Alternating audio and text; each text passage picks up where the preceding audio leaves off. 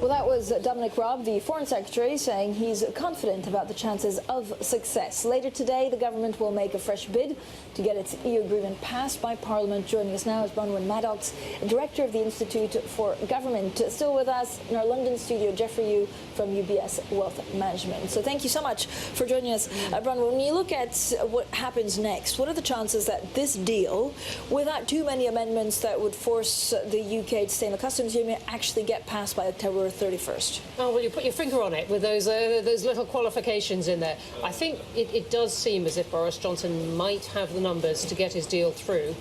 But the question is, what about the amendments? And this is where an awful lot could happen this week. But whether or not he really gets it through, or indeed decides to pull it back, really depends on these amendments. So we've got today a question of whether or not he is actually allowed to put his vote as a meaningful vote, as it's called, to Parliament, just saying, do you back this or not? But that depends on whether the Speaker rules that he can do that, because the government tried to have this vote on Saturday, then pulled it back.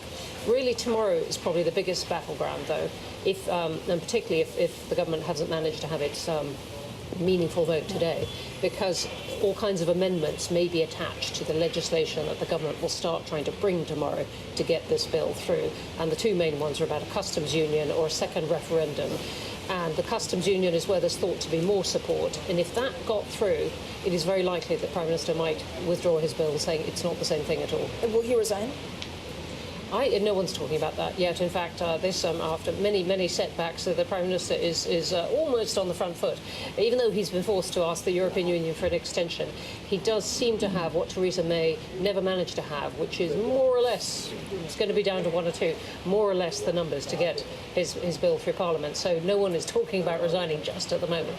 Bronwen Maddox with us, and she has a secret life from the past, which is she was a dreaded securities analyst in media stocks. Think of our Paul Sweeney at Bloomberg. Bronwen Maddox, let me ask you about the media's effect on all of this political debate. I am thunderstruck about how all the politicians literally 24/7 play the media. What's the effect of the media on this constitutional crisis?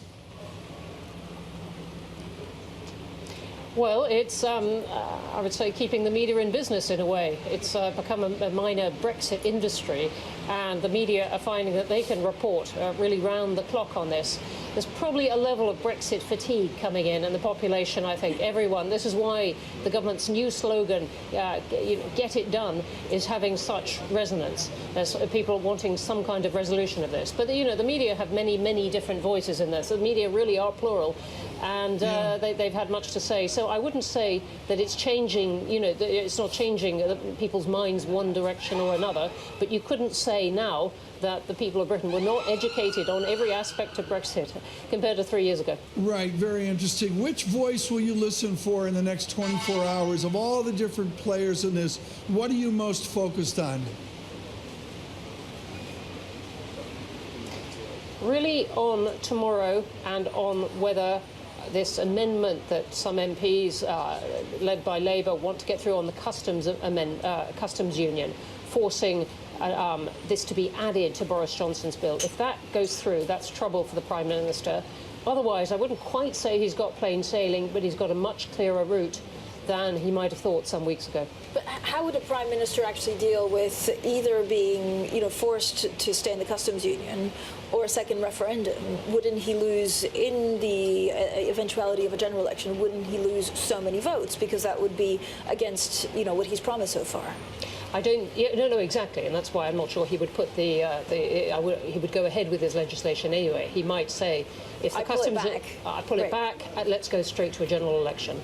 That would be my if he gets a general election, because so far he's asked for one and hasn't gotten it. That's right, and we are in this peculiar situation where the opposition can stop it making it possible for him to do anything that he wants, but also withhold the permission for an election. And this is an unforeseen consequence of a very rapidly written bit of legislation that sounded great, the Fixed Term Parliaments Act. Sounded as if it was giving away government power to hold elections when it wanted. One of the things that's baffled people from other countries about British politics politics. But it's left all kinds of unexpected consequences, and this is one. But so in that, we'd be in a state of limbo where no one could actually make decisions. The Prime Minister can't go ahead with his decisions, and Parliament can't either. Well, let's see where we get to by the end of the week. I mean, I think the Prime Minister's desire is to get his deal through and then to try and call an election by the end of the week. That would then happen in about 6 weeks' time. You know, there are so many different routes of every option that once you bring in one if, you've got another three multiplying. Thank you so much, Bronwen Maddox, there, Director of the Institute for Government.